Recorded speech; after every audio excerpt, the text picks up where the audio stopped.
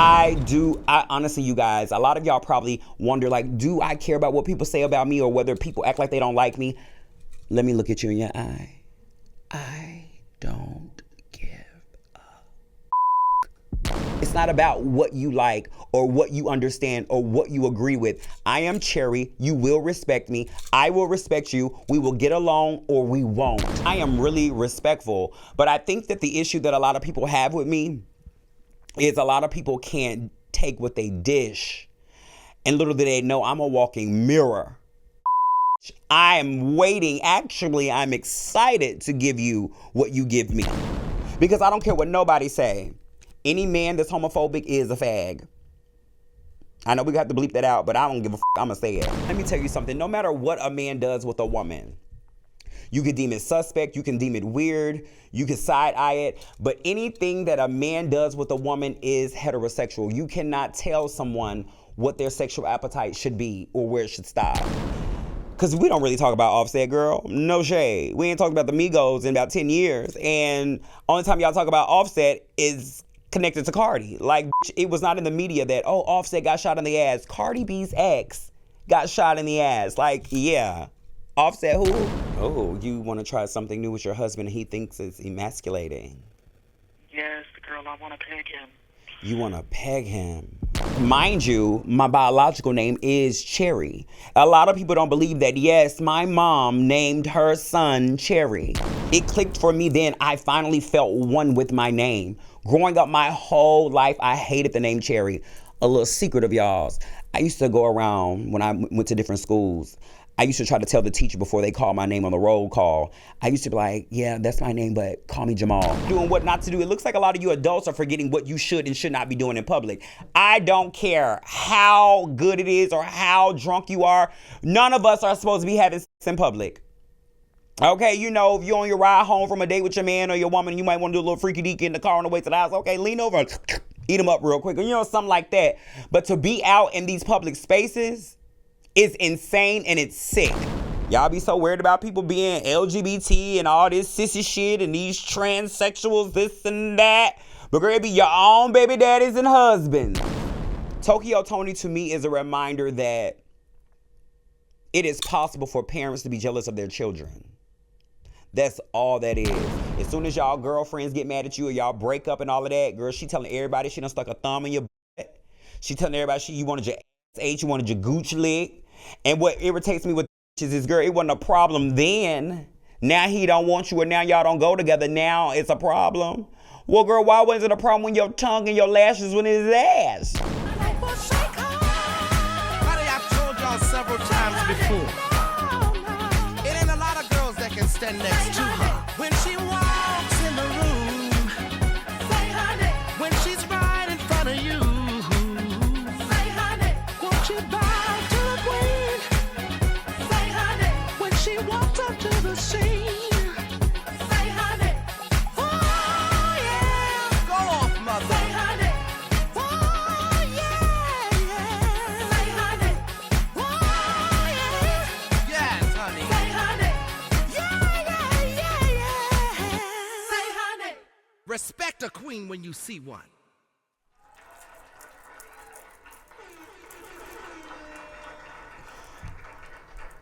What's going on? What's going on, you guys? It's your girl, Cherry the Boom. And we are here with another lovely, explosive episode of Cherry on Top Podcast. How is everyone feeling today?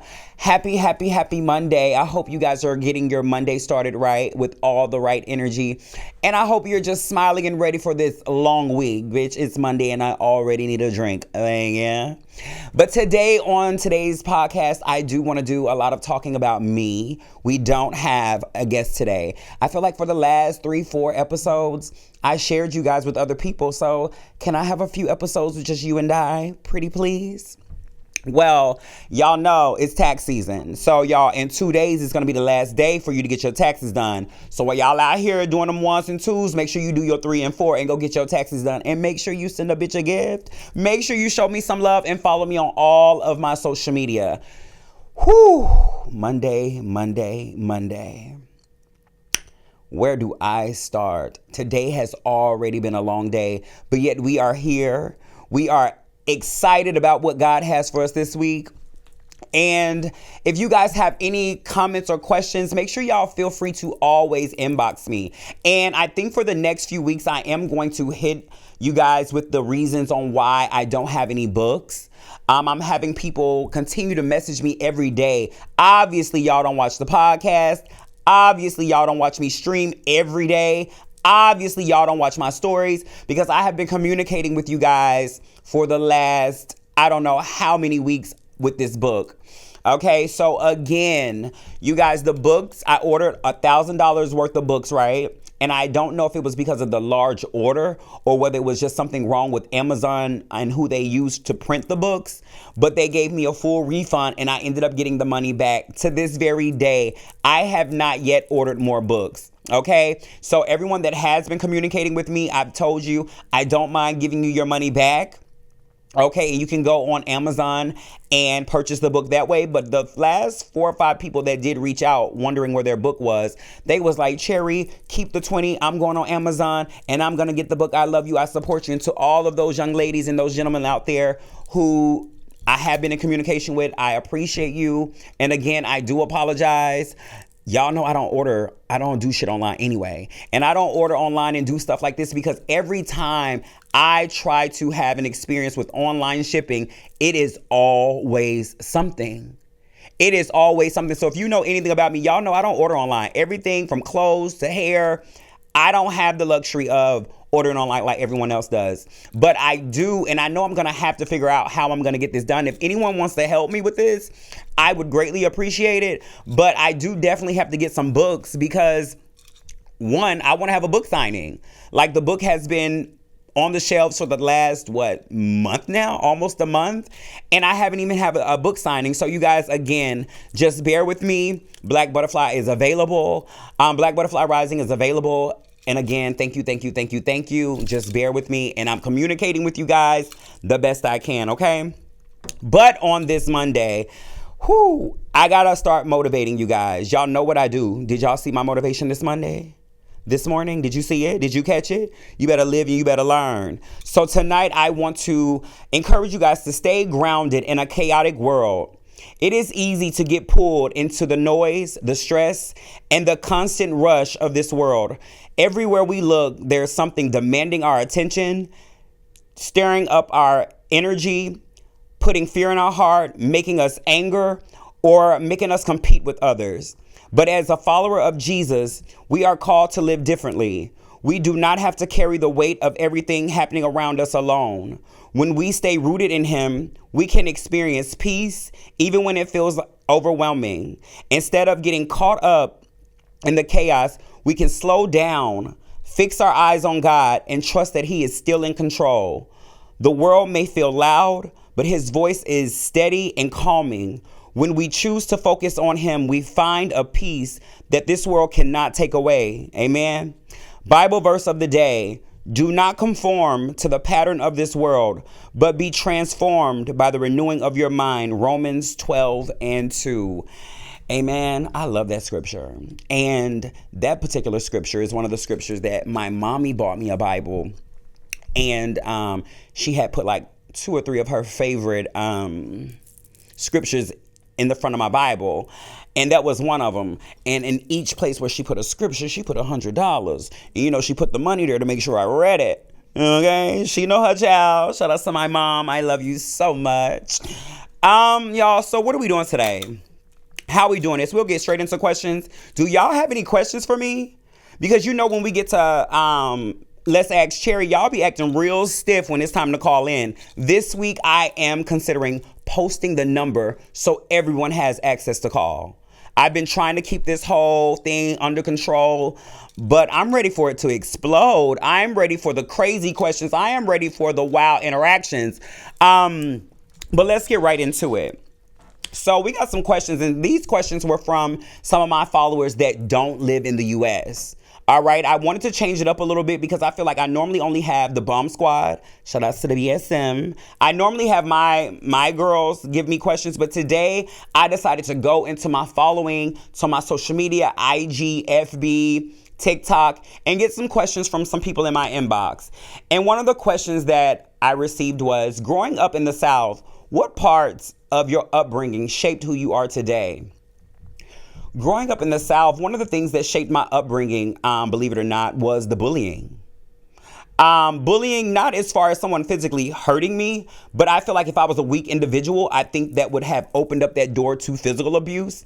But as someone who has always been extremely feminine, and especially before I transitioned, people were really mean to me.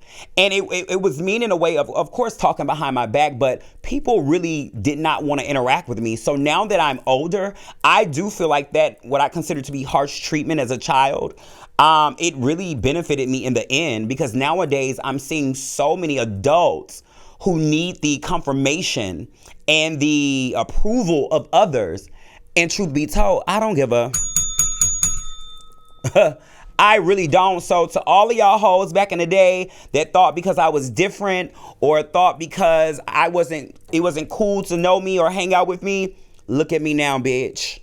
All right. And I don't even know you hoes. I'm not looking for your approval. I don't need your acceptance. And truth be told, I'm doing better than a lot of them bitches I went to school with. Oops. Oh, okay. So a lot of the times you got to take some things that hurt you, especially as a child, and grow from it, learn from it, and know how to live with it. So that's one of the things that I do think that shaped me, because who I am today, I am very independent. I honestly, you guys, a lot of y'all probably wonder, like, do I care about what people say about me, or whether people act like they don't like me? Let me look at you in your eye. I don't give a fuck. Okay? Long as y'all know that, I really don't care. And I wish that rubbed off on a lot of more people, because there are grown ass men and women out there with children of their own that are concerned with what someone may think about them. Y'all gotta grow up, baby. Was there a moment in your life, and y'all, I gotta be careful because my little top doing little shows tonight, she's sliding. I didn't have no tape, so bear with me. Was there a moment in your life where you felt everything clicked for you? One of the moments of my life where I felt like it clicked, it was maybe I was right in the beginning of my transition. I felt like everything clicked. Mind you, my biological name is Cherry. A lot of people don't believe that. Yes, my mom named her son Cherry. And I hated it, mind you. Mind you, my parents were military, so everywhere I went to a new school every other year. So imagine being introduced to everyone, and I couldn't really control my natural femininity, even though I was covered in haircuts and boy clothes. You can't deny who you truly are. And I've always, even when I caught myself trying to butch it up or make myself look more masculine, it wasn't working, right? So going to so many different schools, I hated my name. And when I got older, I think I was around like 24 when I transitioned. And around that time, I was a little hothead. I was doing a lot of fighting. I was doing a lot of going to jail, running up on bitches, meeting hoes in the streets. And I found myself in court a lot.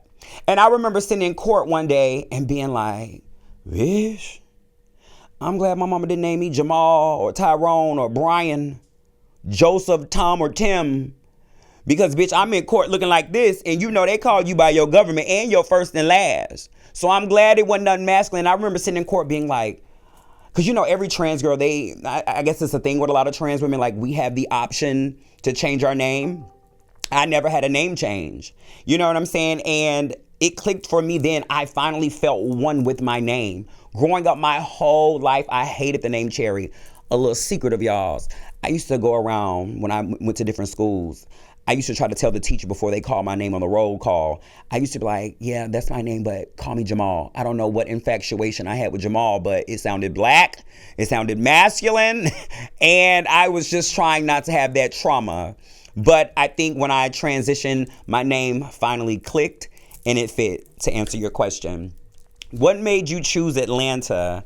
And how has living there influenced your creativity and confidence? That's a really good question, because so many people ask me, like, Cherry, do you plan on moving? How long do you plan on staying in Atlanta? How long have you been in Atlanta? Truth be told, And this is also in the book. So make sure you get Black Butterfly Rising. It tells you so much about me.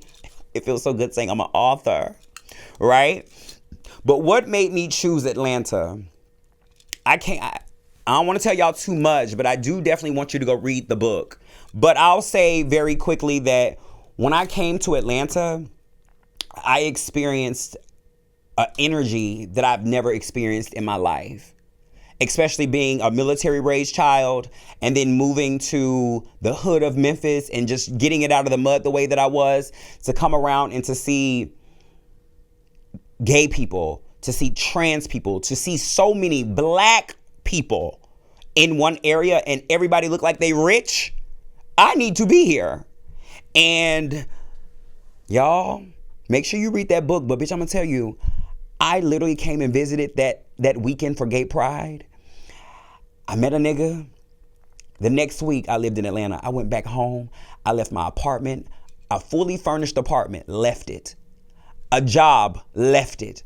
I was in hair school, left it. I went back to Memphis, went in the house, packed a suitcase, and I left. So that's what made me choose Atlanta. And how has living here in Atlanta influenced your creativity and confidence? I do think that naturally, seeing representation, that alone will push your confidence. And I've never been a person that was really like insecure. Like I've always known who I was, but I wasn't able or had the resources to evolve. But being in a city like this, I feel like I was just able to expand in the creative mind that I already had. And I feel like with me already being confident, I feel like I was just able to take it to a new level. So shout outs to Atlanta. And to all y'all that be giving all that drama about Atlanta, oh, Atlanta's so gay, Atlanta got, oh, you know, every time people talk about Atlanta, it's always this negative backlash. And I want to tell y'all, stop hating. A lot of y'all really mad because you can't come to Atlanta and thrive and survive. That's what it really be. Atlanta is a great place, especially for LGBT and especially for black people. Okay? So shout outs to ATL, shouty. No shade. You know, a lot of people think I'm from Atlanta. I don't mind y'all thinking that because I think Atlanta is the Hollywood of the South. Truth be told. Thank you. What drew you into streaming, influencing in the first place? What drew me to streaming? Well, becoming an influencer really happened by accident. I can really recall sitting on Facebook, just pressing the go live button because I've always been an introvert. I'm one of those people, I believe in quality over quantity. I don't believe in hanging out with everybody and their mama. I don't like everybody and their mama. I don't want to be around everybody. Everybody don't deserve my presence. And I've always felt like that. And a lot of the times what made me segregate myself from a lot of people is because y'all know just as well as I do, people are so weird.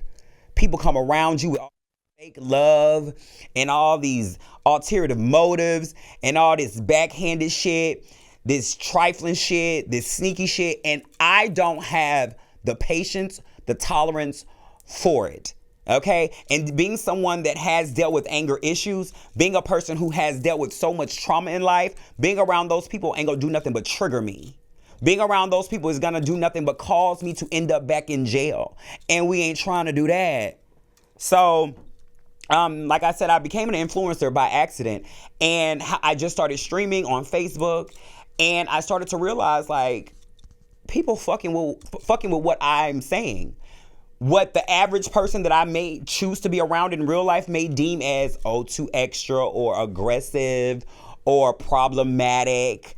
You know, there are other people in this world that understand exactly what I'm saying. And once I realized that there were other people that were real like me, that could stand on what's honest like me and wasn't picking and choosing on what they said or how they felt or who they offended, bitch, I took off with it. So 4 viewers turned into 40, 40 turned into 400, 400 turned into 4,000. And then one day I looked up with over 1 million followers. Okay? So this social media thing has definitely been a ride. I've definitely enjoyed it. And more than anything, it's been a blessing to be able to do what I love, to leave an impact on this world just truly by being myself. I'm nowhere near perfect.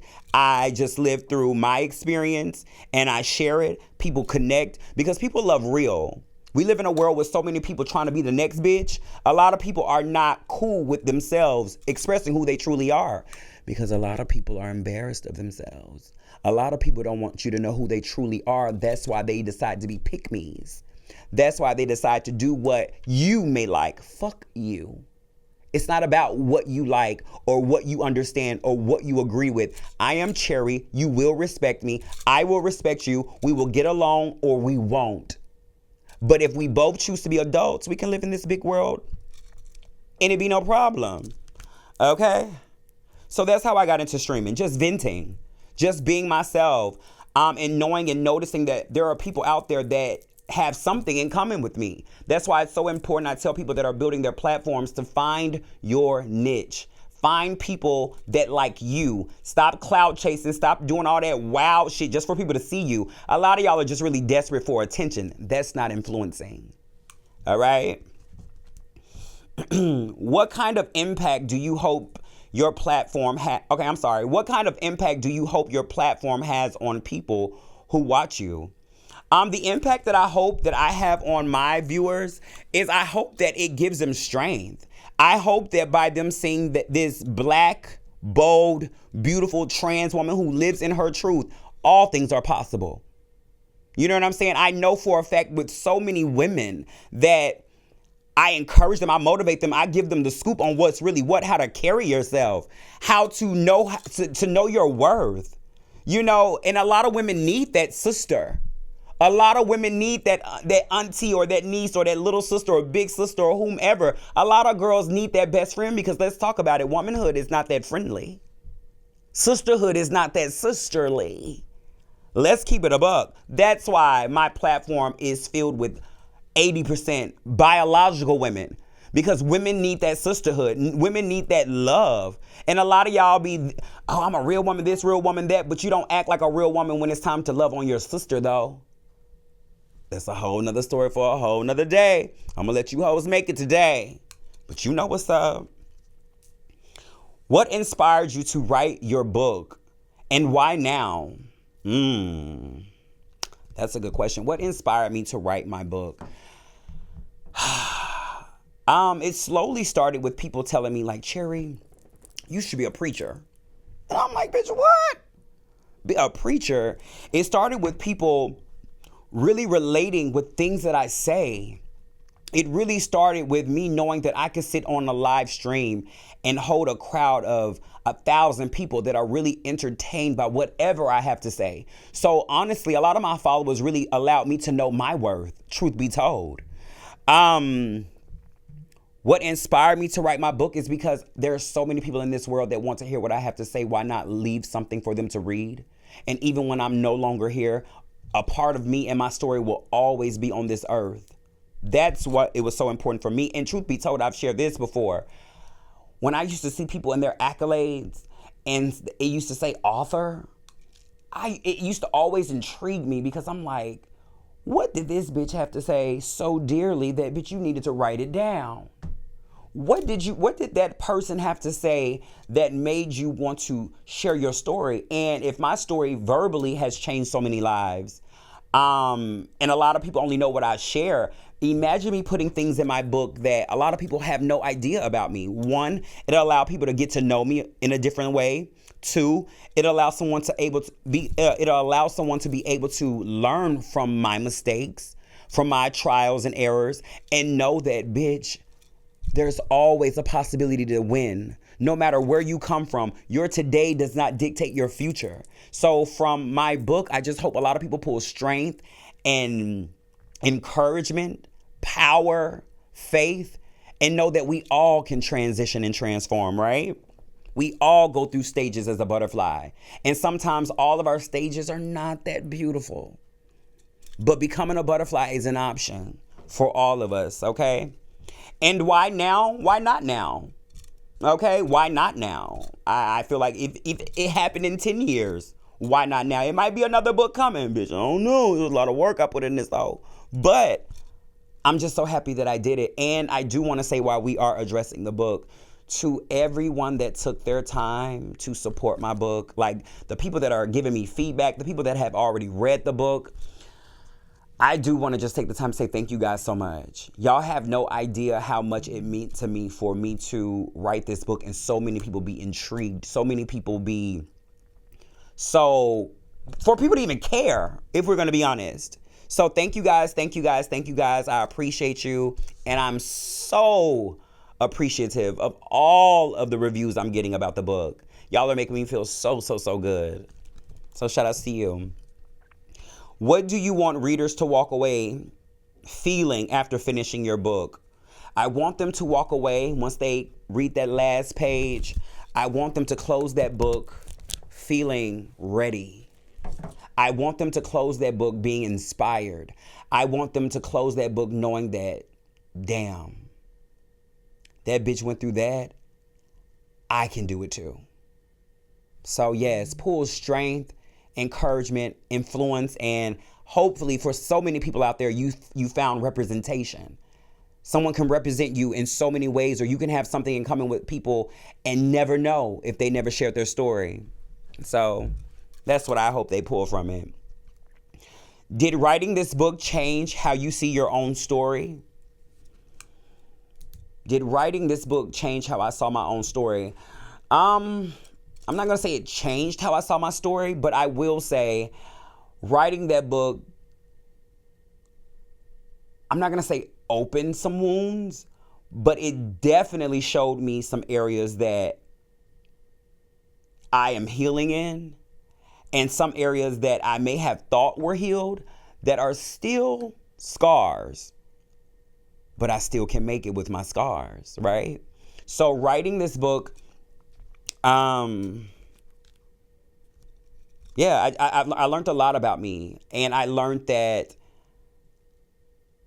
I'm a strong person. Like in one of these chapters I was writing, I remember stopping what I was doing, going to the mirror and giving myself affirmations, saying affirmations in the mirror. I can actually recall like having a moment several times with reading this book, just whether I was breaking down crying or whether I would just stop for the day. And it was deep, girl, to only not to think about what I've experienced and lived, but to write it, to have something in your mind and then to say it is one thing. Because a lot of us, we keep so much in our mind. And if you say something that you only think about, it's a release. But to write it and to put it on pen where it's out there forever, it is so transforming.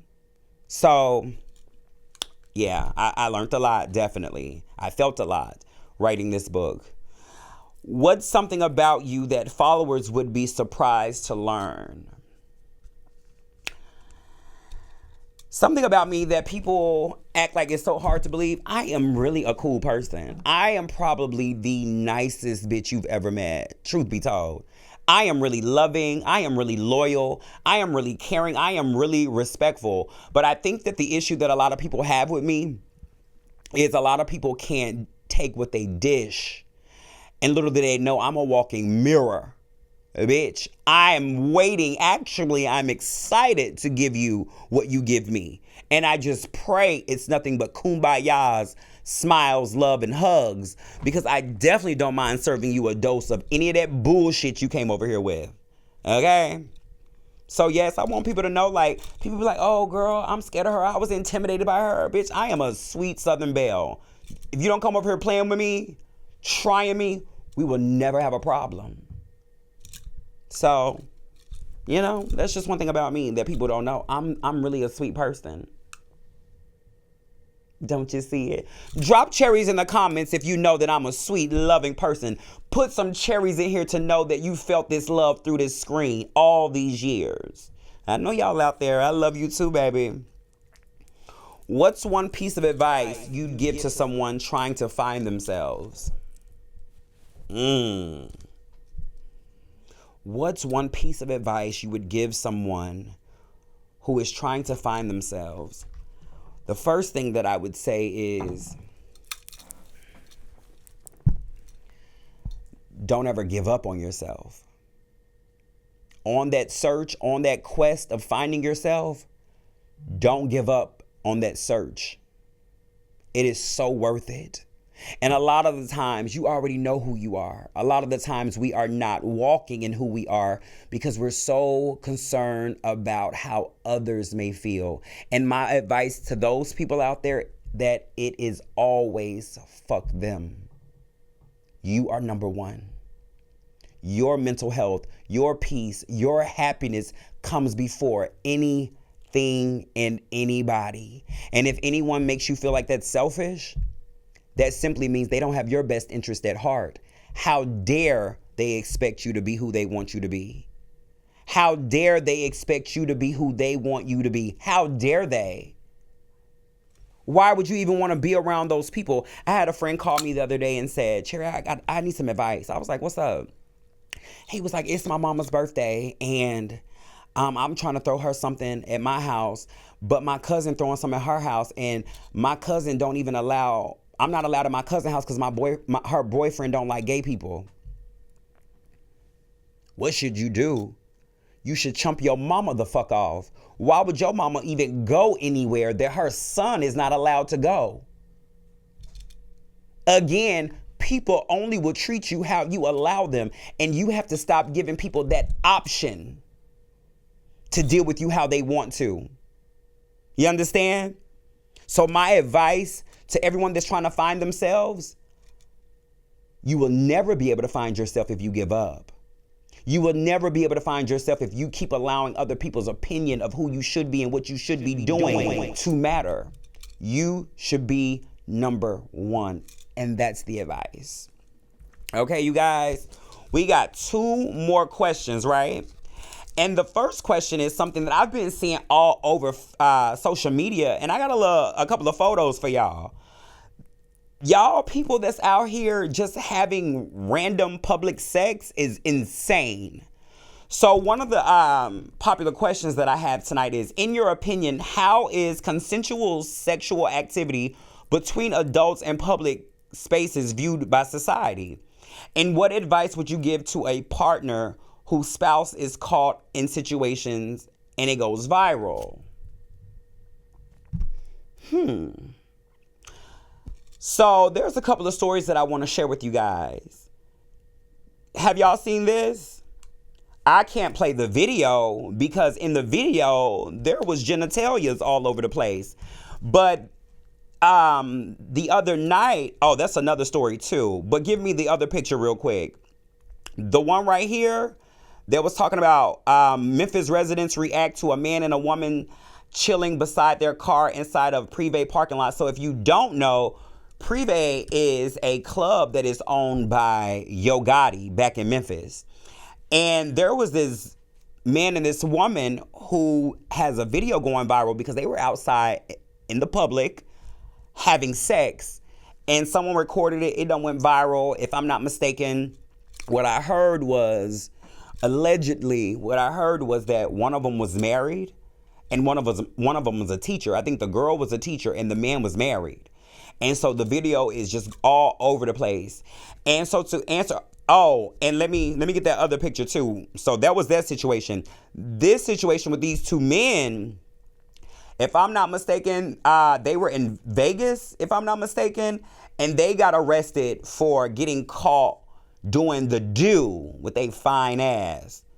Okay? And they both, one was married and one got a baby mama. Or they both were married. 2 women. So, bitch, that's a whole enough in itself. So the question is, in your opinion, how is consensual sexual activity between adults in public viewed by society? First of all, how society views it, I don't give a fuck. First of all, we are so busy telling these kids what to do and what not to do. It looks like a lot of you adults are forgetting what you should and should not be doing in public. I don't care how good it is or how drunk you are. None of us are supposed to be having sex in public. Okay, you know, if you're on your ride home from a date with your man or your woman, you might want to do a little freaky deaky in the car on the way to the house. Okay, lean over and eat them up real quick. You know, something like that. But to be out in these public spaces is insane and it's sick, actually. Even with, the content creators, one thing that I've noticed with content creators, these hoes, they're trying everything they can to take it to another level. They're trying to spice it up to the point where you bitches are at the parks, at children parks, on children equipment doing the nasty. And I think that is disgusting. And if you didn't know, y'all know if y'all get caught, that shit is considered, you gotta register as a sex offender. I hope y'all know that. That shit is nothing to play with. And I really think y'all are just really nasty. Nobody is that horny. Baby, me, I done got a little head in the car. I done gave a little head in the car. But as far as just out in the public, no, baby, it's not that deep. And I'm a big girl, so I need to be comfortable. All right, I need to lay down on some pillows and some comforters and a mattress and with some AC going. I need to be able to tie up my hair. I need to be comfortable. So how does society view it? I don't know. But obviously they're not doing the right thing. And because in both of those situations, people were in relationships that were getting cheated on. And the second part of that question was, what advice would you give to a partner whose spouse was caught up in a situation and it goes viral? Well, whether it goes viral or not, I think that if they're married, I definitely think that it's time for a divorce. And I definitely think that they should get everything out of the marriage. No shade. I think that when it comes to spousal support or whatever that shit is, I think that they should definitely give them people their money, because y'all tripping. Y'all are tripping. I think, I'm not going to say they should do no jail time, but I definitely think that, yeah, how embarrassing. How embarrassing. And both of them niggas, they was fine. Y'all be so worried about people being LGBT and all this sissy shit and these transsexuals, this and that. But girl, it be your own baby daddies and husbands. Bitch, y'all worried about a nigga come over here fucking with me. Truth be told, they want each other. Y'all are not mad at me for any other reason than I'm happy and you're jealous of my freedom. Y'all so worried about what these men may do, and what y'all don't understand, a lot of these motherfucking men are straight up gay. These men like men that look like men, act like men, and yet they can walk in society and nobody know. Okay, so a lot of y'all women need to stop being so insecure and being mad at the trans community and the LGBT community and understand, sweetie, the problems lie at home. You are laying and sleeping and making children and making vows to the motherfucking problem. All right? All gay shit ain't just feminine. All gay shit ain't just LGBT. A lot of y'all niggas be, and that's why a lot of y'all be mad. Well, how do we know? It ain't your job to know. Find somebody that wants you. Because I don't care what nobody say. Any man that's homophobic is a fag. I know we have to bleep that out, but I don't give a fuck. I'm going to say it. They are fags. Bitch. You know why? Because the straight men that I know, they are so normal. They're so comfortable around anybody because it's not a thing. It's a thing to people who are struggling with something. All right? You don't feel something from nothing. Don't ever forget that.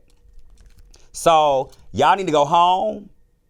And if somebody can't take you home, why would you even want to fuck them?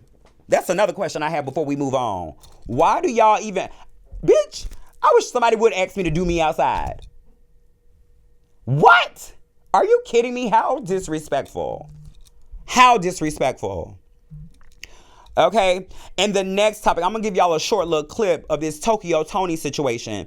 And the question is, in your opinion, when a public figure like Tokyo Tony is accused of making threats online, what action should the law enforcement take? And what steps should that person take moving forward to address the situation? Now, we discussed this about 2 weeks ago, because y'all know I am team Black China. Black China to me is the original first bad bitch. And I just wasn't feeling how Tokyo be doing her. And I've seen a lot of weird things about Tokyo Tony and Black China, and I've never really said much. But I think the last time I seen something about that whole she's gonna Marvin Gaye her. Bitch, it made me do the research on Marvin Gaye. Girl, I did not know his daddy killed him. So I'm gonna play a little quick video, because the tea is the motherfucking FBI done found Tokyo Tony for that comment that she made, because it was over 100 people that called the police and reported her. Y'all take a look. Can y'all please give me a backstory, dumbass? So anytime you mention put social media threat. I didn't threat. I said I'm a Marvin Gaye ass, and I said I'm gonna do demon time on the floor. No. Wait a minute, because we had a podcast, No. and I put her on it. She was dancing to my Aunt Shaka Khan. So I said, I'm going to dance to Marvin Gaye. I said, I'm on this shit. I'm going to demon time that ass down to the floor. So I use that metaphor to put it over there to connect it, because that's the last thing we did together was that. And if you go look on my YouTube or type in Tokyo Tony documentary, please type that in. Tokyo Tony documentary. You can cut it. 5 months ago. That's enough. I don't want to hear no more. Tokyo, shut up, ho.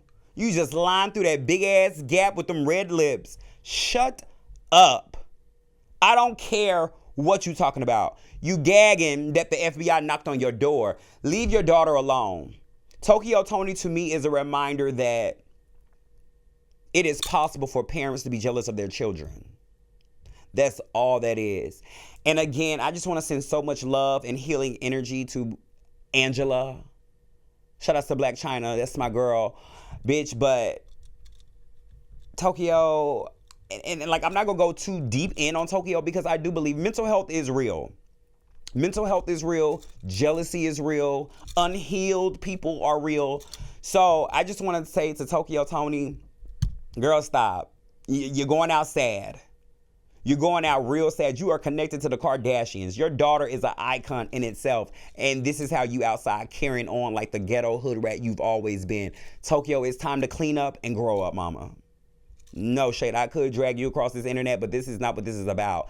This is about your gagging that the FBI knocked on your door. Now you're trying to fix your story around. And even if the video was old or not, you should have never made that reference to your child. That's a little twisted and it's a little sick. All right? Okay. But y'all, I think that's enough questions. I think it's time to get to some hot, steamy stuff like popping some cherries. We'll be right back. Yes, honey. Say honey.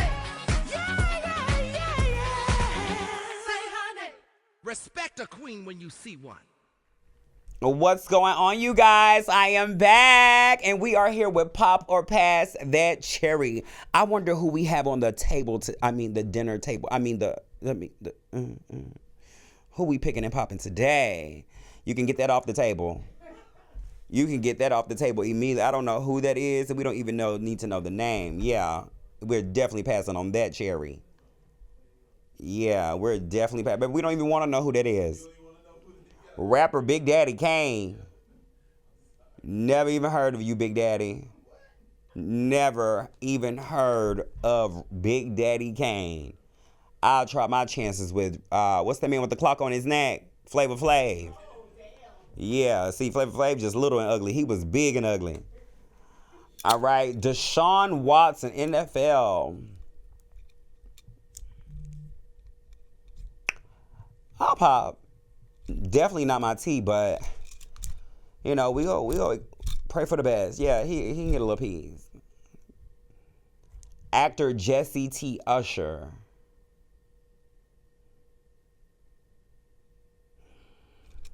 I mean, I'll have him. It just gives me like a little boy almost. Like, baby, grow up. You ain't a grown man. You ain't got no chest hair, no facial hair. Actor Kendall. Is it Kendall? I've seen him on social media before. I haven't seen him in a while. And I do think he is a handsome man.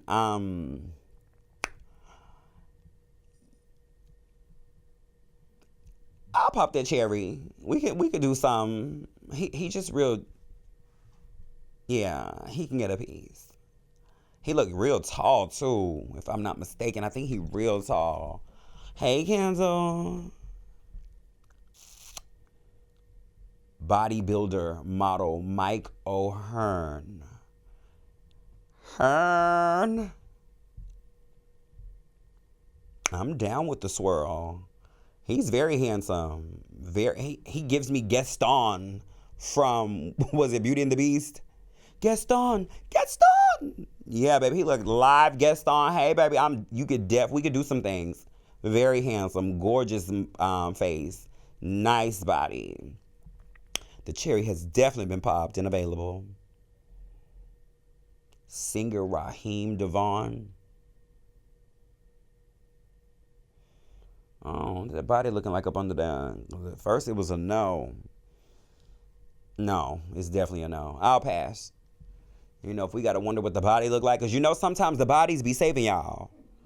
Okay? Because you know a motherfucker can have a nice body and then you turn around and go, yee! Yeah, so Robert F. Smith, a billion. Hello, Robert. Would you like for me to call you Bobby? Robert, you look very handsome. I think you're the most attractive man I've seen all week. You know what they say about big noses? Hello, I'm Cherry the Boom. Nice to meet you. He could definitely pop this cherry. I need me a billionaire. It's no shade. I would really love him now.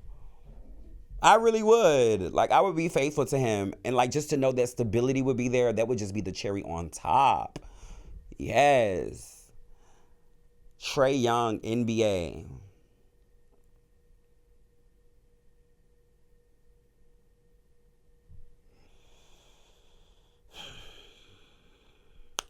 It's just something about light-skinned people with that silky hair. Sometimes that silky hair be a miss. Sometimes it get like mangy and wet. The body is okay. The face is, he's an NBA player. Would I have him? I'll give him a cherry to play with. He could get a cherry. Give him a cherry. I don't know if he gonna pop it, but give him a cherry. We ain't gonna pass just yet. Yes. Xavier Leggett. Xavier, you know that's my type. He like he clean up well. I like a man that don't mind getting dirty but can wear a suit. Bitch, that body is, oh, that big back. Yes, Xavier, please. We could do whatever you want. You could pop cherries. We could eat cherries, lick cherries, make cherry juice. He is definitely getting popped. Oh, y'all know my type. Chocolate. Oh, put some of that chocolate on top of this cherry. Yes. Zendaya. Sister, how did you get up there? I am tired of them trying to make me a lesbian. She is gorgeous, but out of all the girls that I would probably figure some things out with, she's a beautiful woman. That's a good picture.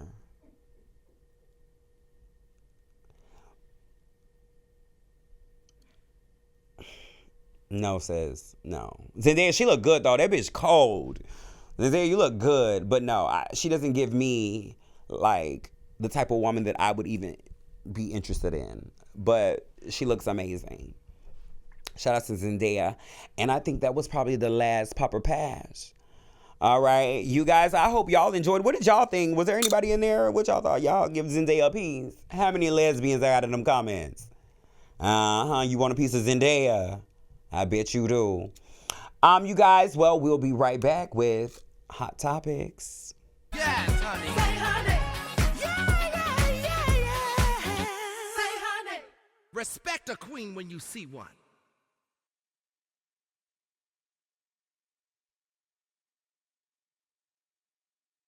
You stayed with your parents until you was 30. 30 years old. Damn. Man, get your big rusty old ass out the people's house. See, that's the problem right there. That's the problem. Black people be ready to kick their kids out the house. Yeah, 18. Why? 18, Why? 1830. Your 18th birthday, you got 30 days. But you just said that the world, you know how the world is. Mm-hmm. If I love you, why am I gonna send you out there to that and I know you're not ready? Look, my daughter, I think my daughter stayed until she was probably 20. And then she got her own, She wanted to get her own place. Yeah. She wanted that for whatever reason. I wanted that for her. I know you did. Because at 20, she can't do what she want to do in your house. Hell no. No. She can't do what she want to do at my house at 25, 35, 45. None of Don't that. nobody sex at that house but me. But you. That's it. But you. Ain't no. Ain't nobody doing it but you. But me. Yep. But everybody on live can hear.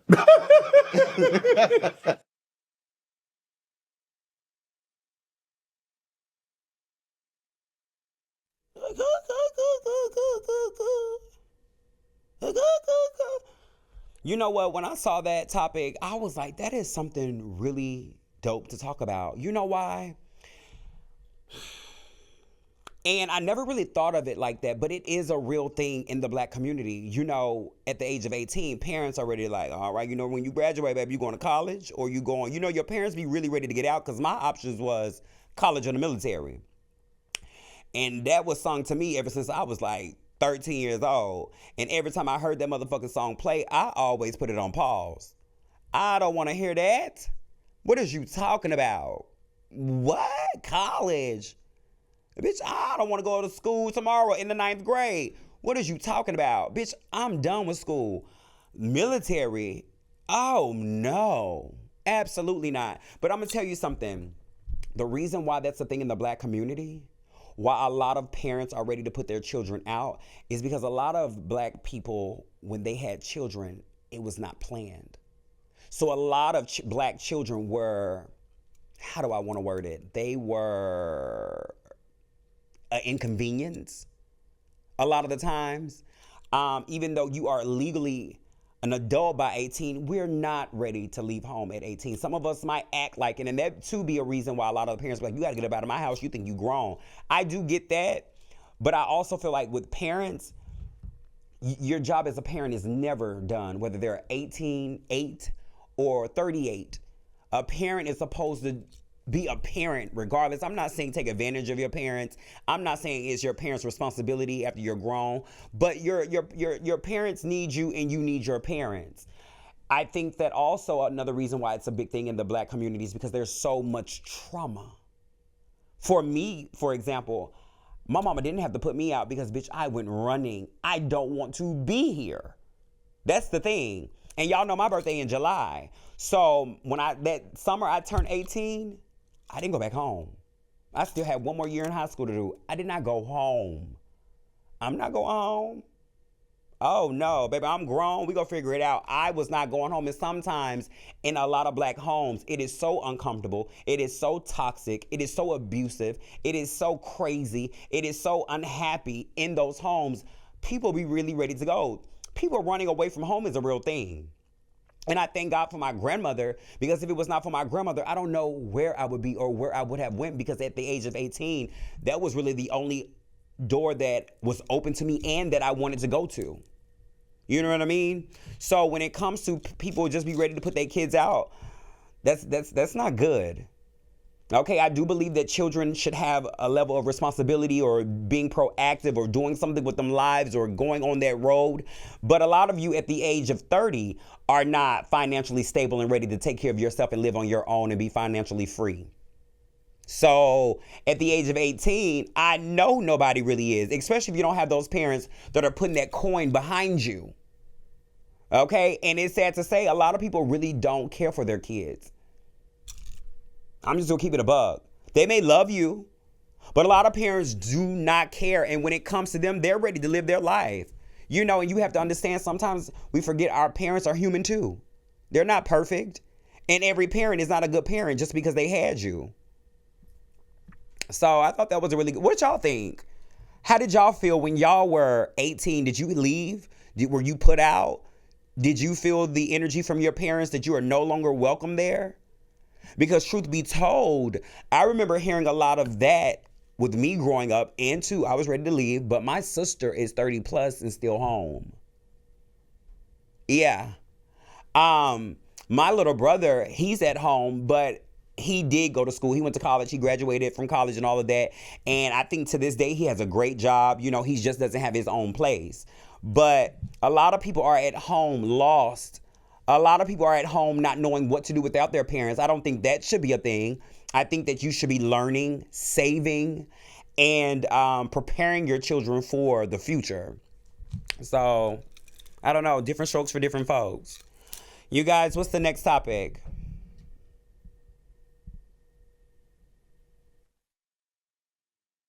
A lot of traffic going in and out the bathroom. Yeah. You know what? I really don't want nobody to see me. Take your pants down to your ankle. Keep your feet up like this. No. Oh no. I gotta be comfortable. I gotta be comfortable. How can you take a deuce like that with your leg hiked up like that? But Joe, it's no different than when she eats. Oh no, no. You hike your leg up like that when she go down and do her thing? Joe, she eat your ass, Joe? I don't do all that. Nah, Ocho. I swear. God, Joe, what I've never.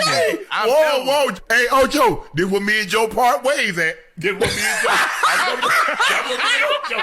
Me and Joe part ways. Hey, Joe, listen. If you're not comfortable with your legs up, you can bend over and you just open them things up going that way, Joe. No.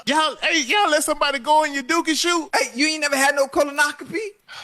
I haven't. And I'm in my mid-40s. I need to go get one, but I ain't. Nah. You got to go to get one, Joe. Hey, hold on, Joe. Before you get one, have your woman to have a practice. Nah. Well, looks like Chad knows exactly what he like. Chad, I eat that ass. Okay, and all them other little boys over there. And Shannon, girl, shut up. Bitch, I know you done did everything up under the sun, ho. That's probably why a lot of them niggas like them white girls, because them white girls be freaking dicky. Like, yeah, you can ask a white bitch, can you eat my ass? You ask a black woman, can you eat your ass, bitch? It's gonna be World War V. Okay? So the reason why I decided to talk about this tonight is because, baby, they are wearing Chad Ochocinco out online. Again, it's the blacks. Okay, y'all already know how I feel about that. Girl, our people are just so one-track minded. They are just so manipulative. They are bullies. They are simple-minded. It's just so many things with the black community. First of all, y'all bash so much of the same shit that's going on in your life. Y'all out here trying to make these men feel gay about whatever the fuck they want to do. And y'all are the main ones who baby daddy and husbands is cheating on you with men. Okay? That's part of the reason why homophobia and transphobia is at an all-time high. Because you heterosexuals are experiencing it personally at home. Oops. Yes, that's why homophobia and transphobia is at an all-time high. Is because you heterosexuals are facing it and dealing with it on a daily at home. Oh, okay. Don't act like y'all didn't see that video that's going viral right now with E. Kane talking to that girl and she was like, I'm pregnant and I think my baby daddy likes men. You know he do. Bitch. But what I need y'all to understand is you don't control what men like. Men are going to always do what they want to do. There is no bitch breathing on this earth that is going to stop a man from doing what he truly wants to do. Don't ever forget that. So, and I want people to always understand, just because if it's not something that you're into, maybe you are a man that's not into that ass play and all of that. But to consider somebody weird or homosexual because they do, let me tell you something. No matter what a man does with a woman, you can deem it suspect, you can deem it weird, you can side-eye it, but anything that a man does with a woman is heterosexual. You cannot tell someone what their sexual appetite should be or where it should stop. So, shout out to Chad and all the other niggas that get their ass ate on the back end. Because, girl, that's not the first time we done heard about a lot of men doing some weird shit. As soon as y'all girlfriends get mad at you or y'all break up and all of that, girl, she telling everybody she done stuck a thumb in your butt. She telling everybody you wanted your ass ate, you wanted your gooch licked. And what irritates me with them bitches is, girl, it wasn't a problem then. Now he don't want you, or now y'all don't go together. Now it's a problem. Well, girl, why wasn't it a problem when your tongue and your lashes went in his ass? Huh? When you took your lashes off, we're back there licking you, no problem. Do better, baby.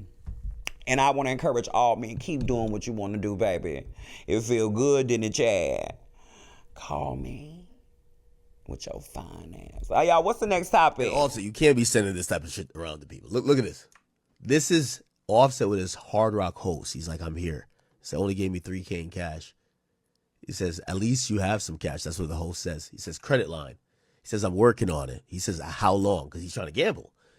The host says, I'm not sure. I sent it higher. It's up in credit. He said, what did they say? Now, he says, this is the host. He says, do you want to know what's your down this trip? He says, yes, $890,000. He said, oh my God, what the fuck? So I need $500K more. Man, I don't know if it seems like he's in there chasing losses. And I've been there too, because I'm kind of low-key a fiend too. I ain't gonna cap with you. Like, you know what I mean? We all been there. I'm not gonna act like Offset the only nigga. But, bruh, if your ops could pull up on you at this casino because you're there lacking, just spending days, weeks, months, It's not good. You feel me?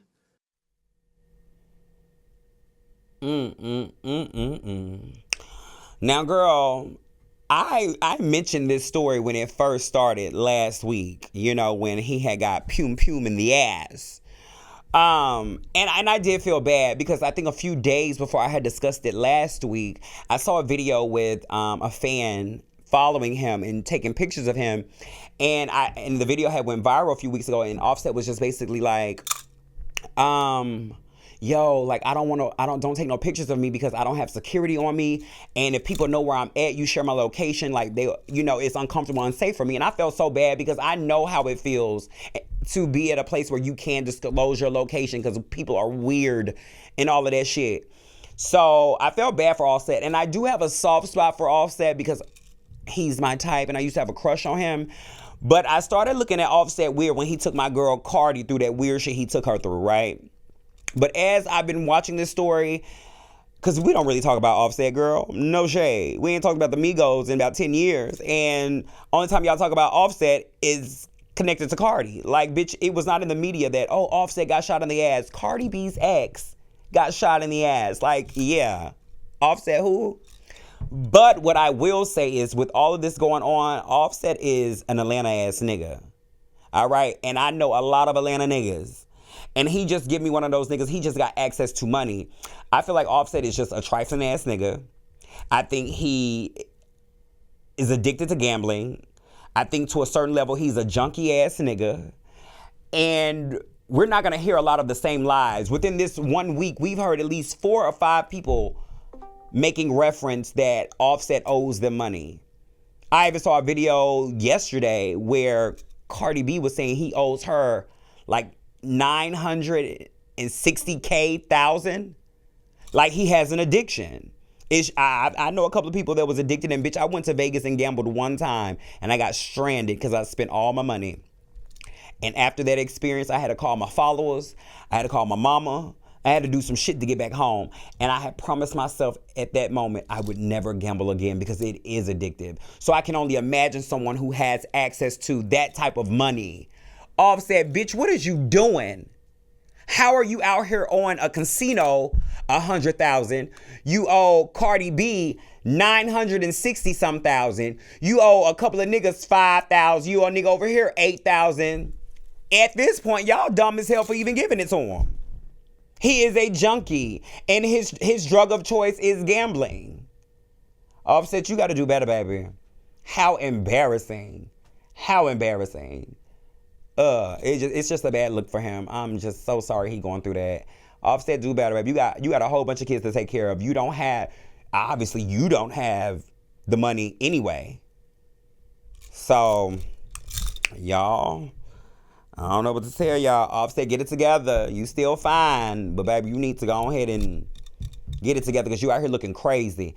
And did y'all clock the tea that bitch? As soon as he got out of the hospital, bitch, he was back in the casino.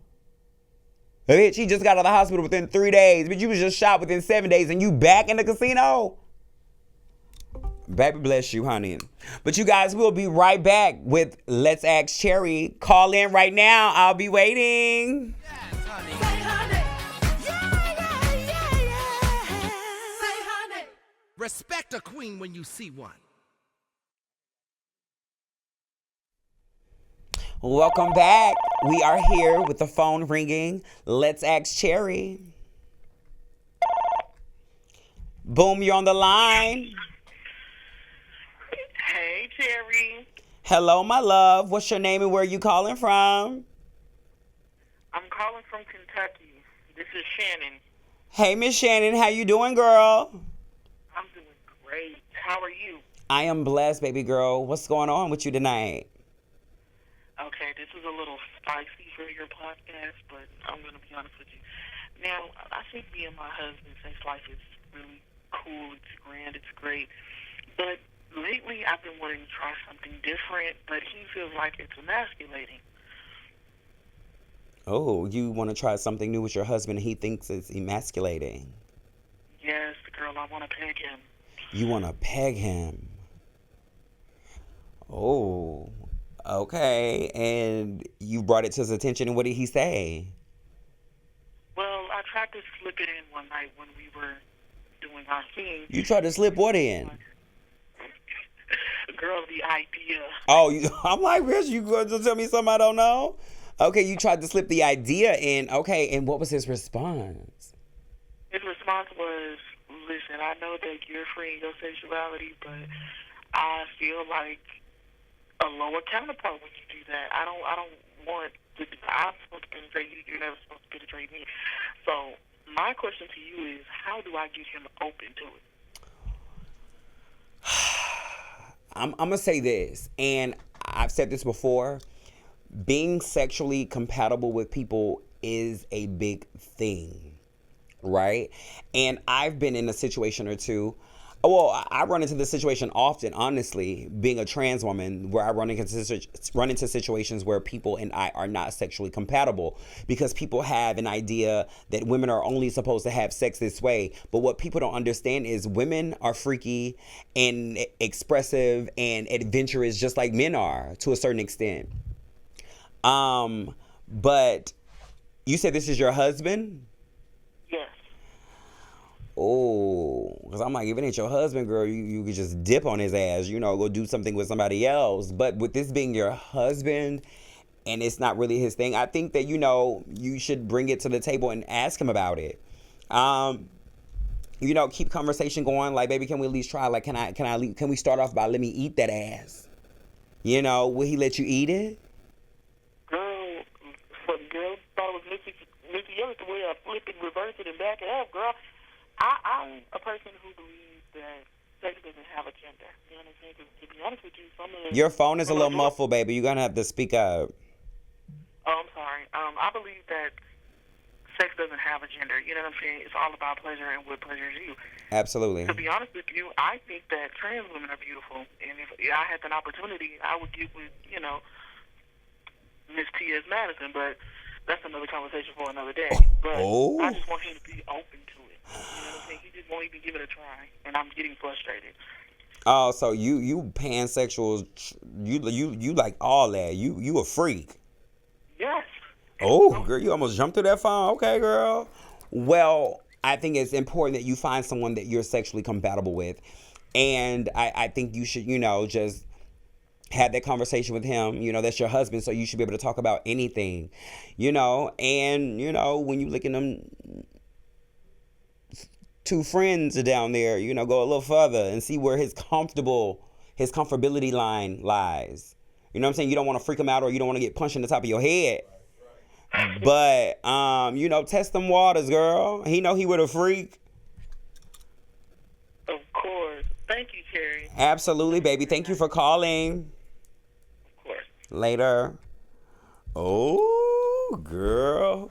Bitch, I know exactly what it's like to be with a man that you're not sexually compatible with, and it does not work.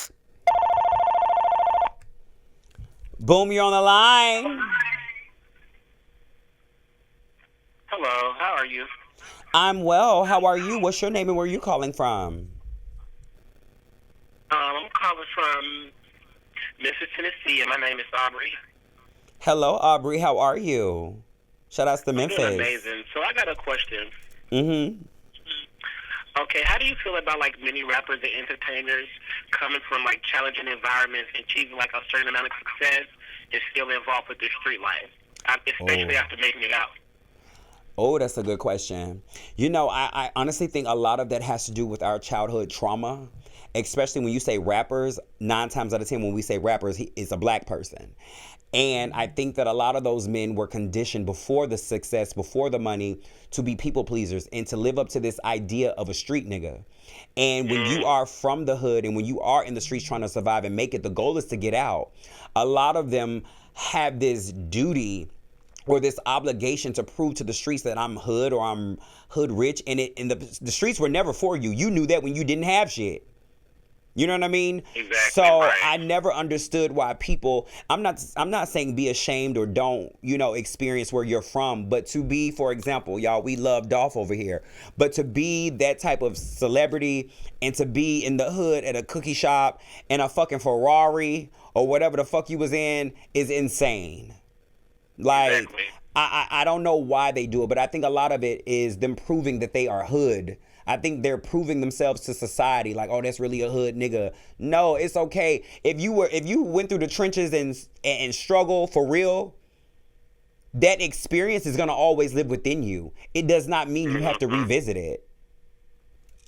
Exactly. I totally agree. Yeah. So I don't know. What do you think about it?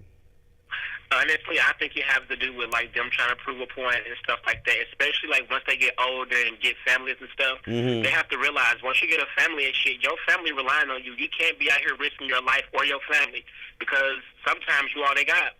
For approval. Right. Yeah, I get it. But thank you so much. That was a really good question. Thank you. All right, Have a good later. night. Y'all need to know that, like, all y'all niggas out there with money, like, bitch, I ain't no rapper. I ain't got no rapper money. But, bitch, even when I go back home to visit where I'm from, it is like, bitch, and I'm from the country, ho. So, bitch, if they see a foreign car or a car they don't know, bitch, they like, or who over such and such house? Like, they are nosy. Like, y'all got to be careful, bitch, because people are looking, people are watching, and people are hungry out there.